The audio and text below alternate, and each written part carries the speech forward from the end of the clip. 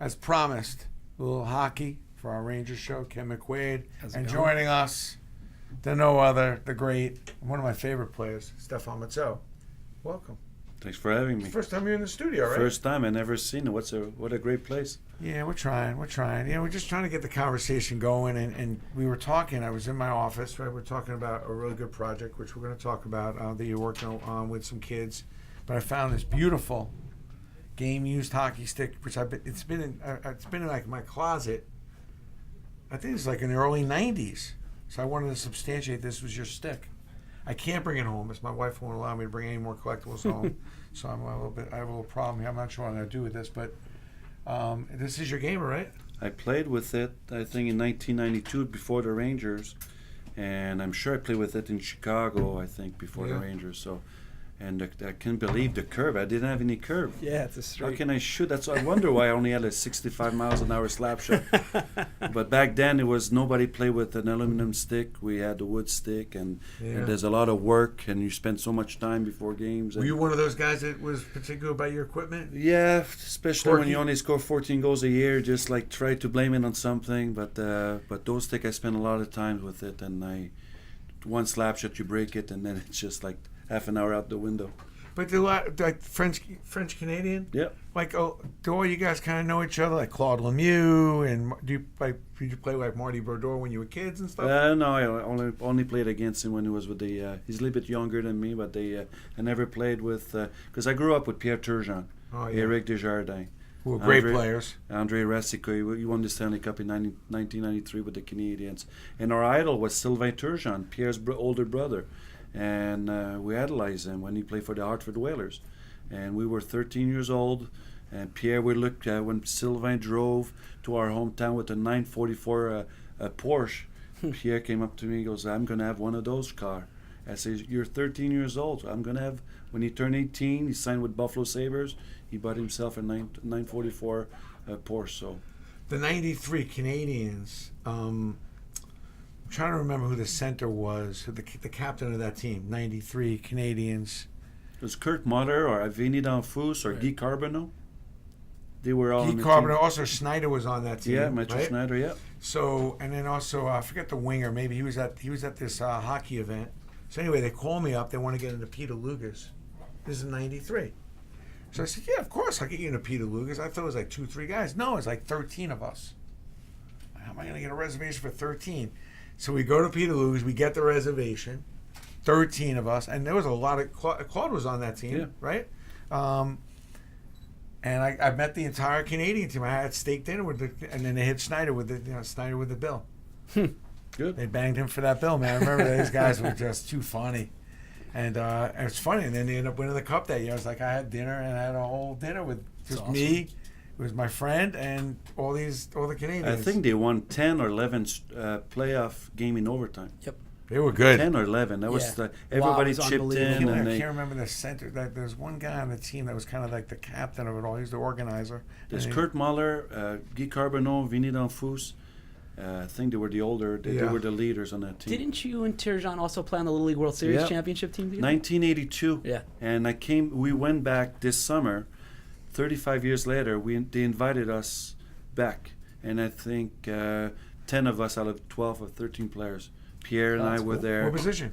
I was the pitcher and third base. When Pierre pitched, I was on third base. We didn't have the pitch count back then. There was only You just 2 go. pitchers, and we made it. We didn't have a baseball field back home. We had to move the rocks out of the field before practice, and we didn't have a coach. Nobody ever taught me how to play baseball. Just passionate parents who were involved, and it was a miracle for a little town of north of Quebec to make it to the Little League World Championship. Awesome. And we finished 4th. I was pitching the second game against Taiwan, and we lost 10-7. Could you have played any sport? Do you have that kind of ability, or hockey? I was like your to sport? believe I was very good at. I wasn't great at everything, but just like a lot of athletes, we play golf. I'm good at it. I played ping pong. I was good at it. Baseball, but back then in 1982, we played hockey in the winter and baseball. We didn't have too many options, and I was pretty good. I think Pierre Turgeon could have played in a major league. He was 6 foot tall, 180 pounds at 12 years old, and he was fearless. And He great was talent. he was great talent. Yeah, great every talent. sports that he touched. What's his? They said Tom Glavine, the pitchers. They said he could have played hockey. I think he was drafted actually, and I think they said he could have played both hockey and baseball, which is Okay. It's a rare thing. Those two sports intermingling like that. What's your take this year? Been following hockey? I did, yeah, I do. What do you think about this year? I mean, is it anybody's cup to win, or who's your favorite? It's amazing how many great teams still. The next series, Pittsburgh and Washington. That's What gonna a great be a series it's going to bloodbath. be. It's gonna be a bloodbath. Can't wait. And Vegas against San Jose. We don't see enough of San Jose or Vegas. Yep. And two great teams. And Nashville's gonna. I don't know who they play. Winnipeg. Winnipeg. Which is- That's my another. favorite. That's That's could my be a- favorite one. That could be a Stanley Cup final right Yep. there. Yep. Two physical team, and Winnipeg are a sleeper. I think in the West. They're big. They're strong, and tonight that's going to be a great game. Game Boston. 7. I can't wait to Yeah, go home they and came watch back- it. kids And came Is that back. game 7? Game Kids came 7 back. tonight. Yeah, they were down 3-1. They came back. 3-1. Game 7. That's because Lou was over there threatening them probably. My Do not nephew- come back without a W. Right. I have a nephew who's the biggest Leaf fan, and my cousin's the biggest Bruins fan. Oh, boy. Somebody's moving on, and the other one Yeah. going home. I Yeah. put all my money on Lou Lamoriello.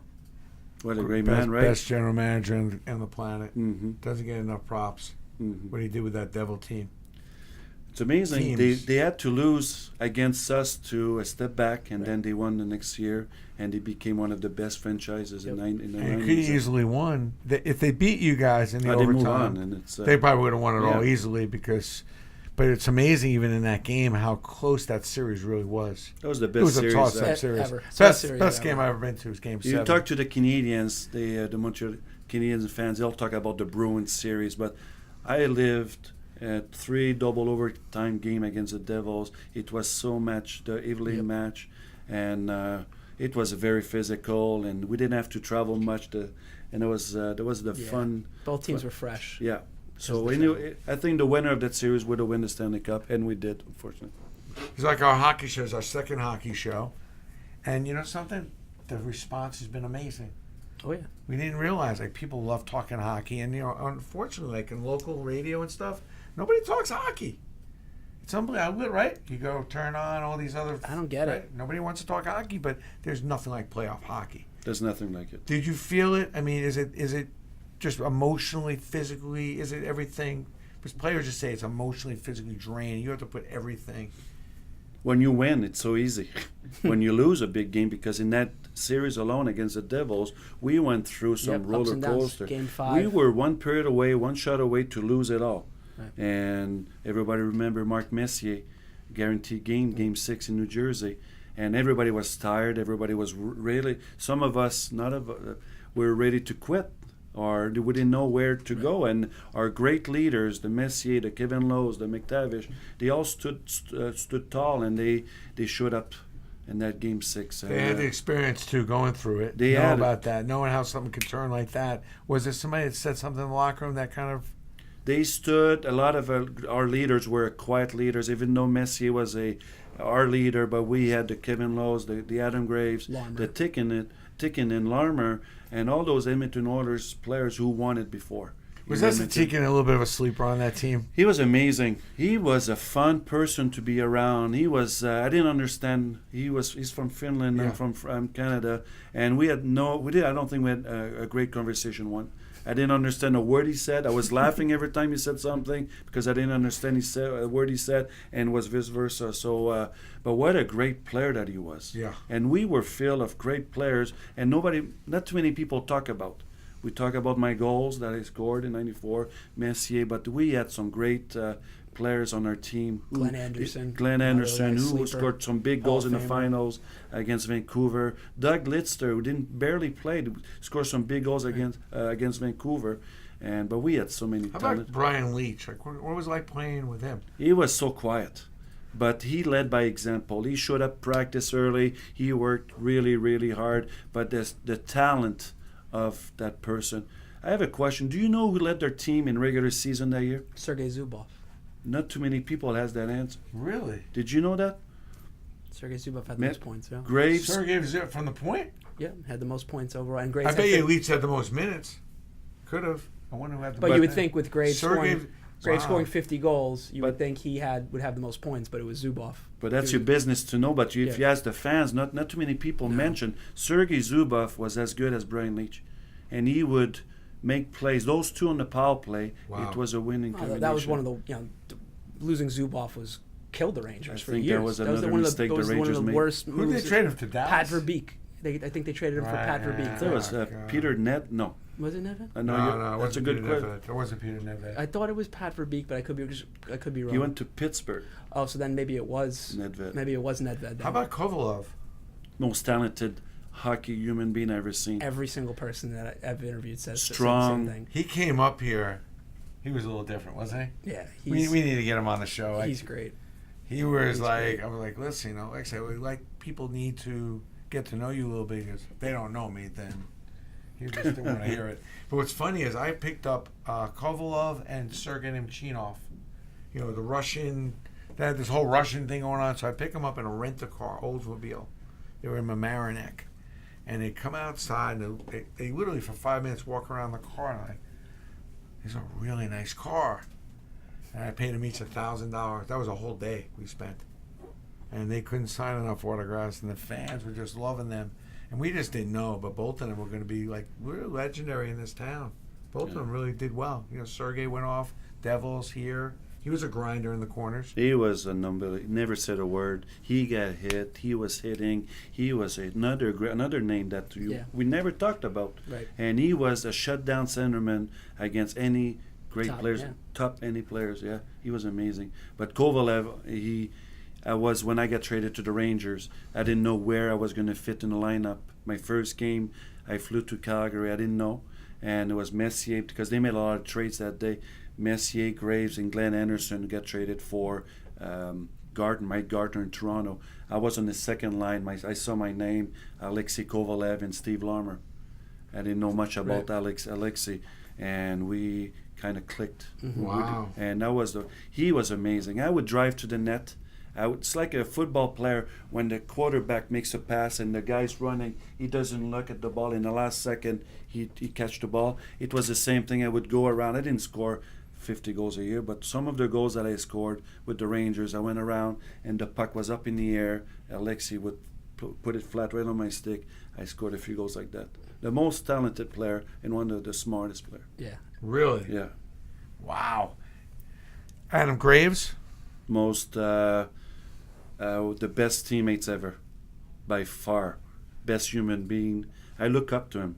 I learned from him. I watched him. Same. I think he's just amazing. Around Madison Square Garden, he talks to the fans, but he talks to every human being who works at Madison Square Garden. He'll spend more time with them, and he really inspired me. And I really changed the way I saw the fans and the workers and the people around Madison Square Garden. Wow. Adam is still the same. Yep. He's just getting better and better, but he does it when there's nobody's watching. We need more Adam Graves on the planet. Ben, any questions from anybody? By the way, if you have a favorite Ranger moment, a question for Stephane, we'll take a couple questions real quick. Yeah, we got at least 50 or 60 people chiming in with questions. How great are Ranger fans? I mean, and how great are hockey fans? Passionate. They don't stop, man. I got recognized last night at a restaurant. I was in Yonkers. I thought you were at the Yankee game. 2 nights ago. Oh, 2 nights. I was there. It was cold. That was a cold. We left in the 5th inning, but that was a good game. Last night, it was a good game though. Last night, a 70-year-old man came up to me. "You're Stephane Matteau." I said, "Yeah, thank you very much." I get that all the time. Ever since I retired, every time I come back to New York, a 70-year-old shook my hand. He was so "Thank you very much." I've been a Ranger fan, so I think the great Ranger fans are the best, and we have that special bond. They come up to me. They always, I don't know what's going on, but for years now, they keep tapping me on the shoulder first. I was at the game, section row in the seat. Every single fan that I meet. 84 row. I don't know why I have that sign right in my sports room because it's my favorite game of all time. Even though at Game 7 Vancouver was just something I'll never forget. But Game 7 Devils, the emotion, especially giving up that goal with 20 seconds left. We did it on purpose. It's part of. But the emotion of a place that was about to explode to go completely silent, even in the intermission, no one talked. In the bathroom, you could hear a pin drop. We were all thinking, "Are we jinxed? Is this going to happen?" It was so emotional, draining, which is what you want in a sporting event: the highs, the lows. There was no room to think about anything else other than every face-off that maybe we could have won, should have won. I mean, especially in those days, the garden was filled with people that, they've been, you go game in a game. You knew who was sitting across the ice. You knew if Gresham was sitting there, Carol Alt. You know where everyone was. Everyone. Trump went to a lot of games. I that knew. series. I was sitting right was next to there. Susan Sarandon. Tim Robbins right over to my right. Giuliani a few rows at. I mean, you knew everyone. We were all in it. It wasn't like fair. Now you see some people show up when things get good. Yeah. That way, that back then, nobody saw this really kind of come in. By the time it happened, nobody was giving up their seats. You remember how much you paid for your seats? $75. That was $75. And that's the best seat in the house. That's game 4 rows off the ice behind the bench. Game 7. I signed a lot of autograph from my ticket stub, and $75. That's all. Yeah. That was amazing, and people were complaining back then. It was too expensive back then. $75. I had to share that with 3 other people. My 4 seats. Yeah. I had my $20 seat for years, which is down below. It's $20. $25 was the most expensive seat for years. All of a sudden, they came up with this thing called the club, where you actually got waiter service. Not much else. You were able to go to the 2 restaurants. Not much else. $75. I went home. I was like, honey, I don't know what to do. She said, well, split it with your friends. You deserve it. Somebody offered me $10,000 for that ticket, Game 7. So I go home. This is why I love my wife. I said, honey, I cannot go to this game. $10,000 is a lot of money. We need that money. My wife stopped me and said, well, wait a minute. You've been going to games, the amount of games.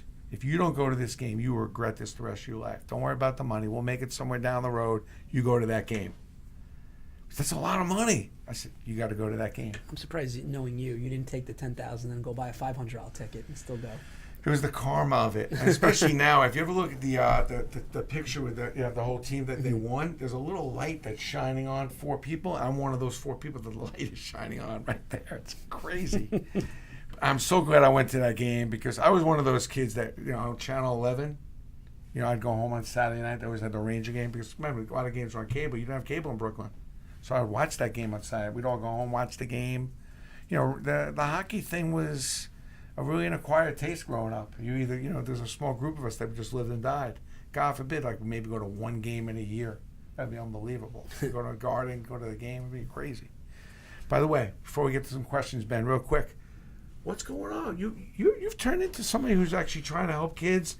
Talk to me about the Woodlawn Student Leadership and Legacy. So you're going into schools and helping kids. And a lot of people think it's about hockey school program. Yeah. It has nothing to do with my hockey career led me to the doors. And we have been doing a program in Pennsylvania for the last 8 years. I met a gentleman 8 years ago at Mark Messier Leadership Camp. And he was a huge Mark Messier fan.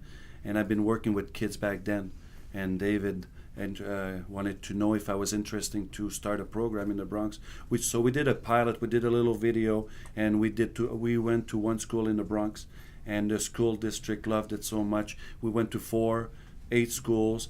This week and last week we are doing 18 schools. And in September, Like 5th graders, 6th graders. 4th, 5th, 6th, 7th, 8th graders, and we started also girls only group, and in September we have about 35 to 40, maybe more schools. What's the main principle here? The principle is I want to share my stories. I wanted to get in there because I struggle with a lot of things that those kids are going through. And I was a shy kid. I got bullied. I was insecure. I couldn't even talk to a teacher or coaching staff or coaches when I grew up. So a lot of people struggles with that. So I like to be in there, level with them, and show them that you don't have to score the biggest New York Ranger goals to have a legacy. It's attached to the Woodlawn Cemetery. So we bring them the second visit. We bring them. Hold on, the program is attached to a cemetery? Yeah, that's pretty ironic. Like I didn't have a You're clue. taking kids into the cemetery? And we have a trolley there, and we go around, and I've learned I didn't know much about cemetery before. It's a wonderful place, beautiful place, and we take them there. They do a little research. It's a nice place to visit, but I don't want to live there. No, but it's a good place. It's a good place to Yeah. be in peace, and there's so many activities And also, at Woodlawn. it's a little bit humbling. It's a You number know, one and we're all place. going to at some point maybe end up that we got to get something going. Is that the message? The Is message that, hey, is at some point we're going to end up here, but how do we make the most out of life? we are talking about today's what can we do to impact the world and today, and we want to save the leaders of the young kids and their legacy.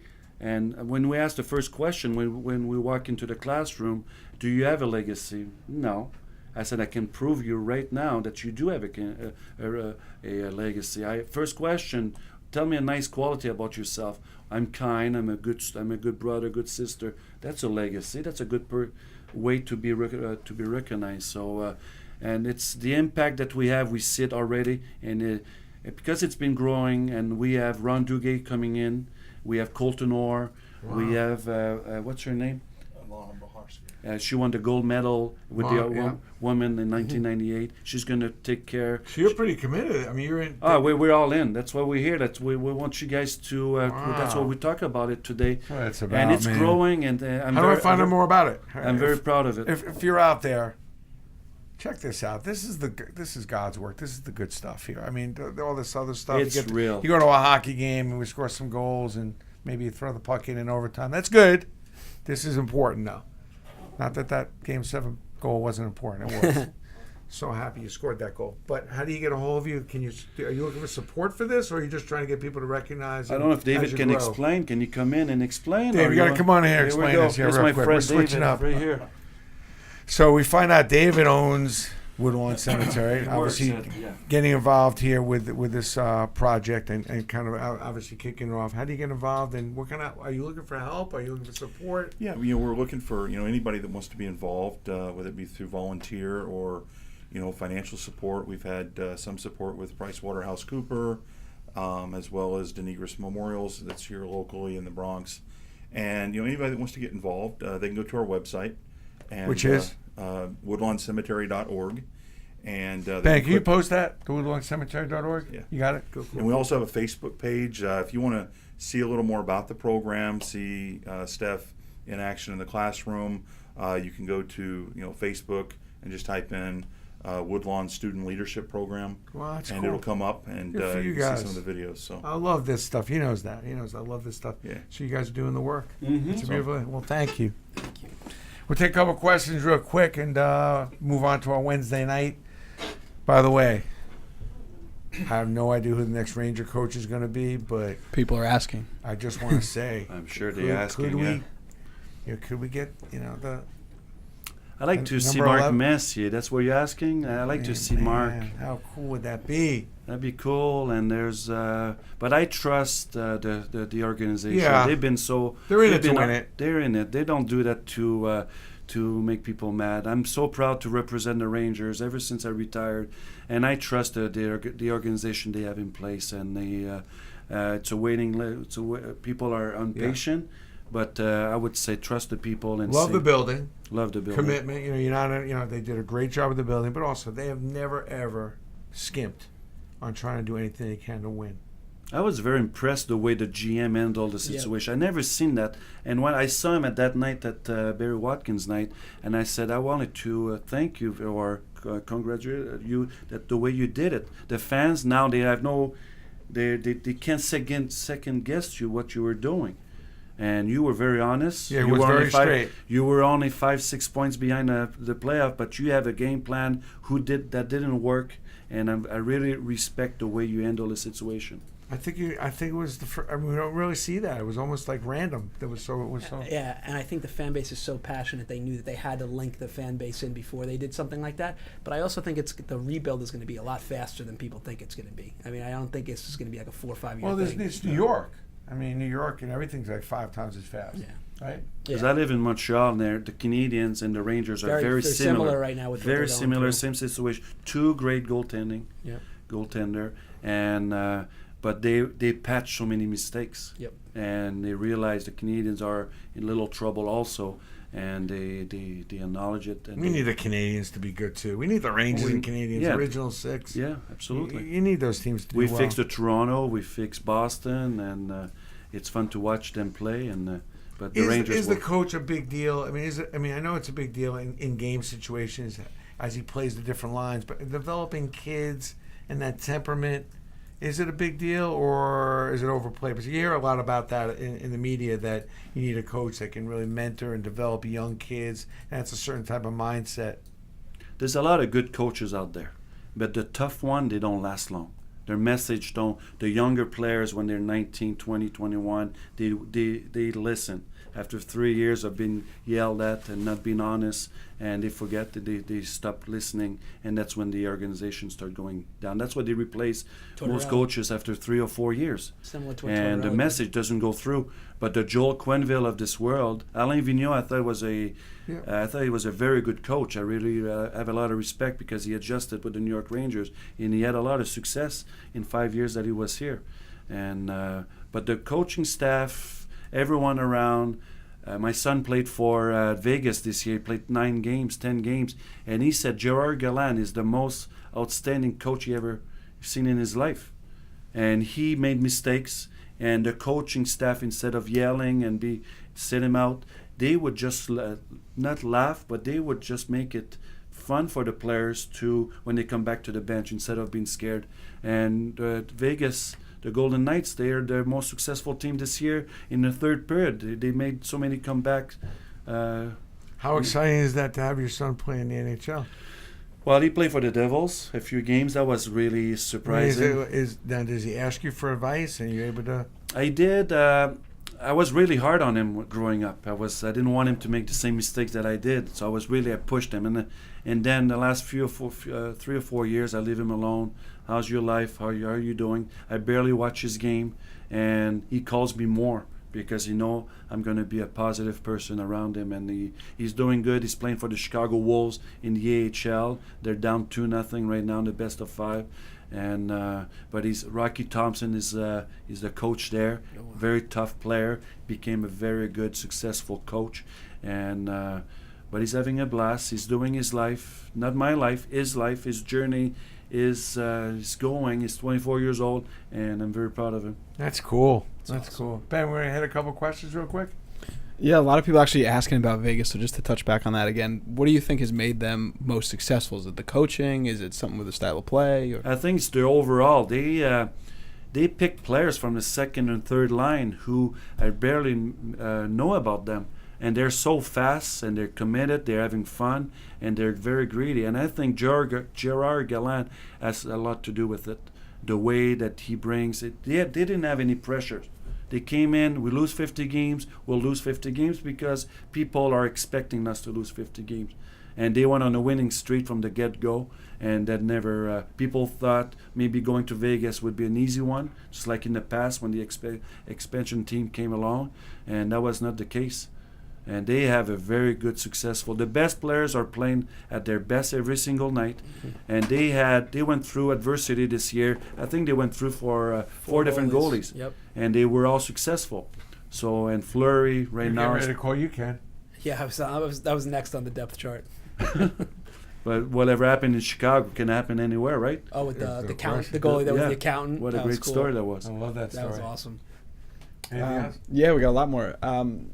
Who was like the teammate that you had the best like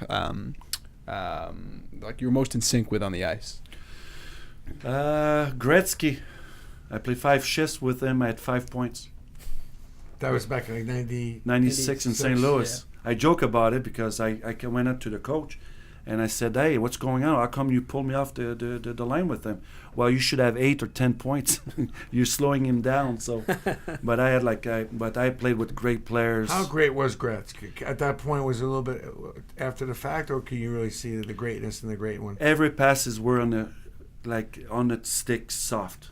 And it's just amazing. I parked myself. I didn't play too many shifts with him, but I would park myself in front, or I would see him pass the puck to Brett Hall, and when I played with them, and he made everything. His vision was so incredible, and he was a hard-working guy. He was more quiet than I thought he was. He's not like a Marc Messier. He stands there. He works hard. When we got back in practice, he was the first in line, and he worked really hard. So he was so good. Who's the toughest goalie you faced? All of them. All of them. I think Dominic Hasek was just amazing. I had the chance to play with Mike Richter, against Patrick Roy, Marty Brodeur. But I think Dominic Hasek was really, really hard to play against because he Unpredictable. gave you the hole. And all right, I just have to put not a little hole, a big hole, and all of a sudden he would be on his back and the pads up, and he would make you look pretty silly. Took Dominic to his first Yankee game with his son. My son was a Dominic Hasek fan, and he was unbelievable. He was our third goalie when I played for the Chicago Blackhawks. Really? He got in that Pittsburgh series. Yeah. He got in. What's his name? Belfour got hurt, right? And Belfour he came in Game 6 and stopped Mary on a breakaway. Yeah.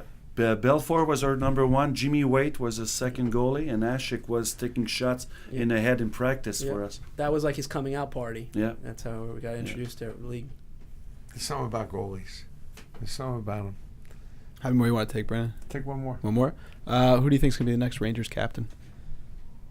Who do you think, you guys? I think it depends. I mean, I think the fan favorite would probably be Zook. I think if they don't trade him at the deadline, which people think they might, I think he's been in the organization so much it would make sense to go to him. I think who they have that could be the captain one day, I think Brady Shea is that captain material. He looks, Yeah, I think you could see he could be the captain. I was in Philadelphia when he won when he played in the NCAA championship for Minnesota. Yeah, Minnesota. That's your boy, though. I'm a little biased. He played with my he's a son. You should mention that when you guys start throwing those. My son played for guy. the U.S. national team in Ann Arbor, Michigan, and Brady was on the same team than Steph. Really? And the Rangers at the draft in 2012, the Rangers were drafting just before the Devils, and in the NHL, I didn't know that, but the camera crew, they know who's the next pick before everybody else knows. Right. So they want the camera to be settled there. So the Rangers were about to pick, and the camera were right in front of us. I said, maybe my son's going to be drafted by the Rangers. But what I didn't know, the Brady Shea was sitting next to us from the U.S. national team. The Rangers are proud to select Brady Shea, and that was so close. But that was amazing. But Your son played college or not? he played. No, he was scheduled to play in North Dakota, and because he got drafted first round with the Devils, he decided to play the juniors in Quebec. Well, thanks for coming by, Stephane. First of all, it's just nice to know that stick I've been holding for over 20 years. 25 years. Well, I mean, I don't remember when I got this, but I've had this literally. But when our offices were in New York, because I was holding those 3 sticks. My kid loved the goalies, and I found that one stick, and now I know this is really your I'll stick. trade it for a Derek Jeter This is cool. sweater. Did you did you keep any of your stuff from? Do you have the jersey, the stick, the puck? Do you have any of those? I never, be honest with you, I give everything away. I'm the man. type of person that comes in, I really like your jersey. I would give you the jersey off of my back. So you have no idea. Do you know like where your overtime game-winning jersey is? I was offered last week or a few weeks ago $33,000 for my jersey from the Stanley Cup Finals. I thought I had it all those years. But somebody came up to me and goes, that's not your jersey because the patch is off. It's like an inch off. So I thought for years I had my jersey. Maybe Neil Smith's got it. I don't know. Well, I doubt it, but That's it's just the that there's a lot of sets back then, Yep. and they could move those sets away. But I thought I had those. It would be nice if you had the stick too. Right, even the the stick. The skates are at the Garden. Well, those you had to tape. Wasn't there a story you had to tape your skates together before the last game? Or It something? was my toe cap, and it was so beat. Mark Messier used maybe 25 pairs of skates a year. Right. I used 1 pair every 3 years, and my toe cap they were so beat up they had to remove it and glue it back on, and those skates you can see them at Madison Square Garden on the 5th level, whatever, I don't know. Yeah, You number didn't keep seat. any of your equipment though for that. No, I just no. Back then it was no big deal for me. Yeah. I kept playing with a broken stick. I know the stick that I scored was broken because I had fiberglass stick, but I should have knowing. Oh, We were giving away Richter sticks game Yeah. used. We had no idea. We what didn't were have doing. any idea. No idea. But the memory is always there, and to me it's more important than. We all know what happened. There's no question. We talk about it and think about it all the time. Thank God. Yep. I can't imagine. That's huge. Just one game, but hey, it's time for win another one. I got a good feeling. Maybe it'll happen We soon. were close. Got to win one for Henry, though. I want to live that as an alumni, being there. I'm very proud. Like I said, I'm almost glad being selfish person. I like to be known as someone who won the Stanley Cup in '94. By that 25 years now, it's time for them to win another one and bring other Stephane Matteau moment or Mark Yeah. Messier moment.